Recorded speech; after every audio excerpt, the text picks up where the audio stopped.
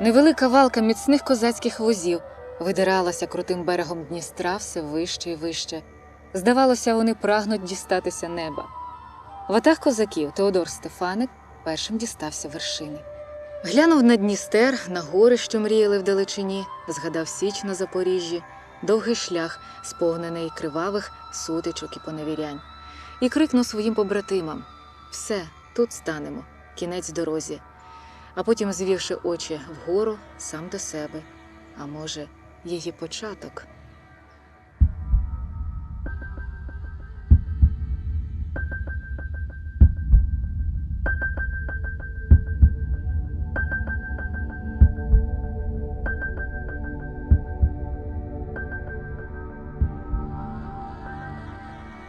Теодор Стефаник прийшов на Покуття з братом в кінці XVIII століття з міста Кілія, що на Дунаї. Тут, на одному із своїх ланів, він поставив камінний козацький хрест. А як оженився, то збудував собі хату, що була схожа на запорізький зимівник. Мала вона такі грубезні з міцного дуба двері й вікна. От у цій прадідівській хаті-фортеці у Русові 1871 року народився майбутній письменник Василь Семенович Стефаник. Покуття – це край у Прикарпатті, що славиться багатим чорноземом, добрими кіньми та любов'ю до старих селянських традицій. У покутській говірці чути голоси прадавніх слов'ян від князя Володимира, Подільських долин та гуцульських полонин. Мешканців Покуття, Галичини та Буковини називали русинами. Ця прадавня назва українців зберігалася тут аж до ХХ століття.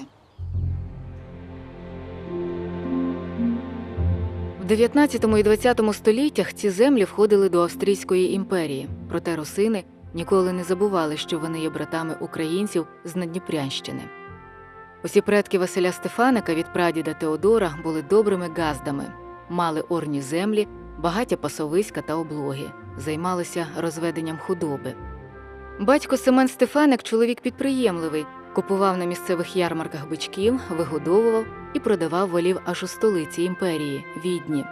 Це давало йому чималі прибутки. Семен любив свою землю до пристрасті. Сам працював тяжко, на господарстві надривалася і дружина Оксана. Старшого ж сина, Василя, вирішив віддати в науку до школи. По року навчання у Русівській сільській школі батько записав Василя до школи в повітовому місті Снятині за 7 кілометрів від рідного села. Батько завіз сина до міста і сказав: «Паном будеш». «Пощо мають тебе мучити наукою?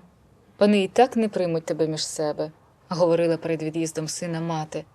Але змінити батькове рішення їй було не під силу. У місті хлопець приживався дуже важко. Після Снятинської школи Василь навчається у Коломийській гімназії. У великій залі першої класи польської гімназії в Коломиї ми, селянські хлопці, зайняли послідню лавку. Як же ж учитель німецької мови сказав мені «Ідь, мудю, швіні пащ», то ціла класа зареготала. А професор натуральної історії Вайгель бив мене тростиною по руках. Я був ще замалий і не годен рукою досягнути табличку. А він підоймив сорочку, яка спадала верх штанців, і показував класі моє голе тіло.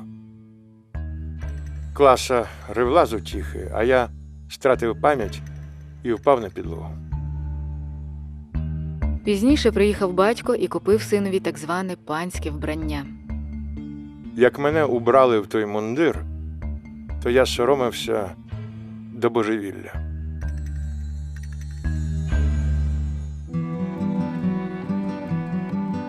Так пішов клас за класом. Василь учив в гімназії іноземні мови, математику, історію. Була й українська література. Читав твори Квітки Основ'яненка, Панаса Мирного, Марка Вовчка. Особливо припав до душі Юрій Федькович. Наприкінці 19 століття на Західній підавстрійській Україні радикальний рух русинів поступово набирає потужності. А в 1890 році Іван Франко та Михайло Павлик засновують Русько-українську радикальну партію. Саме тоді Василь Стефаник долучається до таємних громадських товариств. Спочатку це був український гурток «Студентська громада». Відкривали підпільні читальні, зібрали чималу бібліотеку, майже 400 томів. Записували у селах фольклор. А по суботах, по заході сонця, хлопці збиралися за містом. Десь далеко у полі була хатинка міщанина, де й відбувалися таємні зібрання. Вікна щільно завішані, на головній стіні портрет Шевченка, посередині стіл. Гімназисти сиділи на лавах попід стінами, у новачків приймали присягу. Така таємнича діяльність захоплювала Стефаника більше, ніж навчання в гімназії.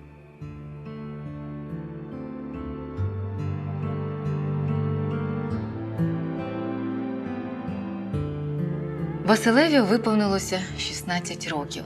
Він високий, смаглявий хлопець з чорною густою чуприною і чорними очима. Ровесники любили його за веселу вдачу і чуйне серце. Коли збиралися з друзями, Василь слухав, як вони співають. На одному з таких зібрань серед однокласників була присутня юна особа. Золотоволосе створіння одразу привернуло увагу Василя. Це була Євгенія Бачинська, молодша сестра Василевого товариша Левка Бачинського.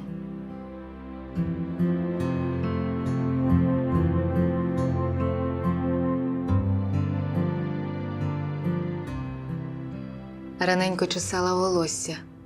Крізь вікно протискалися проміні осінні. Сповзали з волосся, як срібні тоненькі ниточки з золотої брилі.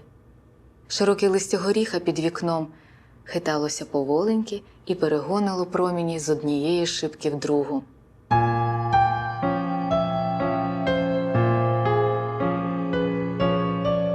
От осінь вже.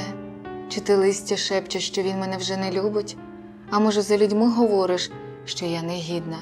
Скажи, скажи, горішку, що ти шепчеш? Та й заридала. А за вікном шепотів горіх широким листям. Чешися, дурна, він тебе любить.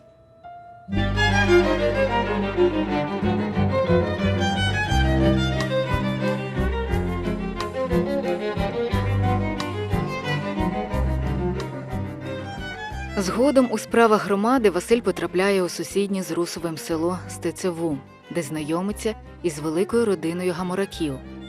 Головою цього сімейства був отець Кирило, парох сільської церкви.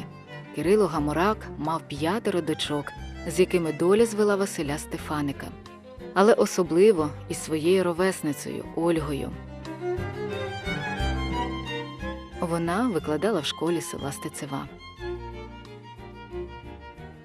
Священик із Стецевої з рідкісною вмілістю поєднував обов'язки душпастиря і світського політика. Коли Василеві було 18, він з друзями вперше брав участь у політичній агітації. Це допомогло Кирилові Гамораку стати послом до Галицького сейму від покутських селян.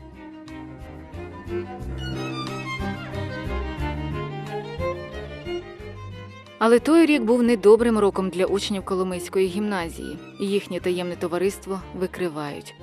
Цих коломийських батярів виключають з гімназії, і Василь змушений переїхати вчитися до Дрогобича. Весною 1892 року, коли Василеві Стефаникові виповнився 21 рік, він здав матуру, екзамени на атестат зрілості. Перед іспитами до Василя прибув батько.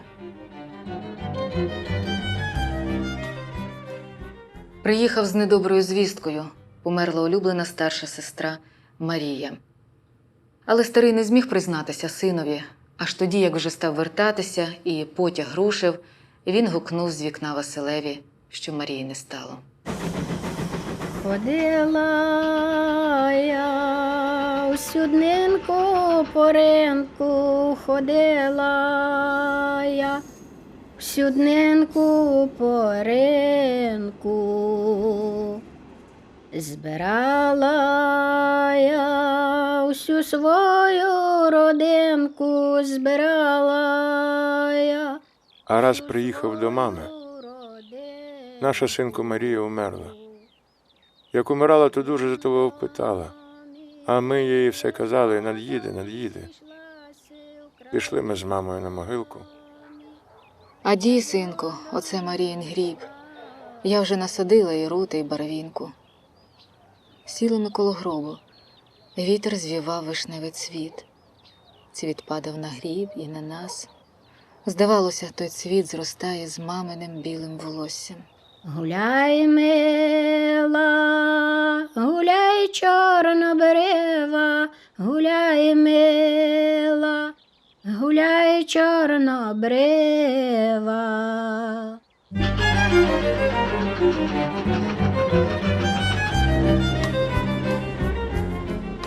Того ж року Василь вступає на медицину до Ягелонського університету в Кракові.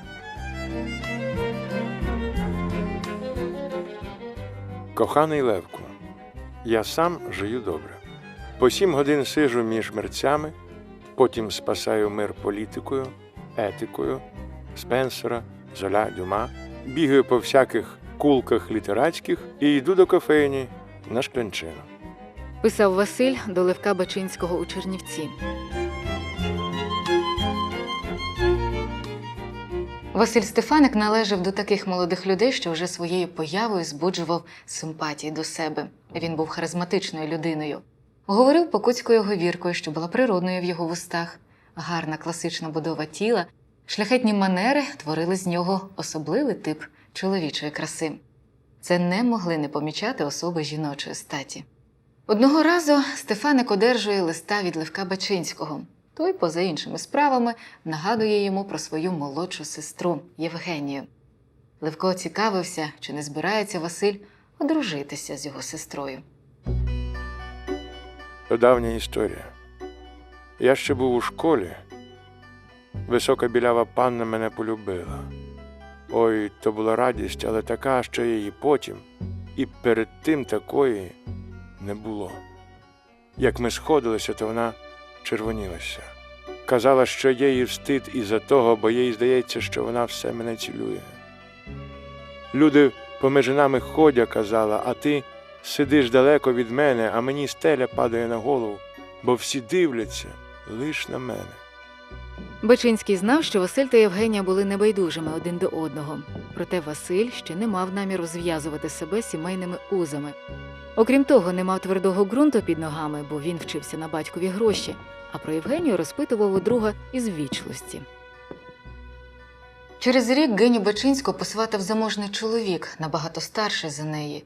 Вона ж кохала Стефаника і відмовила вигідному женихові.